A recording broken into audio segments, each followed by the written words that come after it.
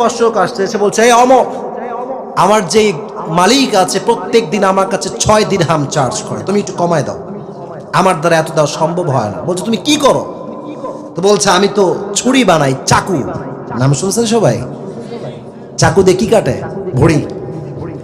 ডাকাতা তো ভুড়ি কাটে, আর ডাক্তাররা চাকু দিয়ে মানুষ বাঁচায়। ঠিক আছে যুবক ভাইরা? তো বলছে তুমি খঞ্জর বানাও। কেমন খঞ্জর? বলছে মাকবাদাতুহু ফি ওয়াসাতি, হ্যান্ডেল থাকে মাঝখানে, ডানেও ছুরি বামেও ছুরি।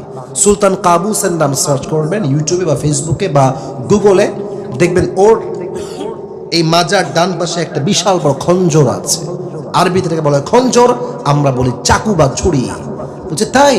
তুমি তো অনেক বড় লোক মিয়া, 6 দিরহাম করে বিগ ইস্যু তোমার জন্য নয়, যাও তোমার 10 দিরহাম চার্জ করা দরকার।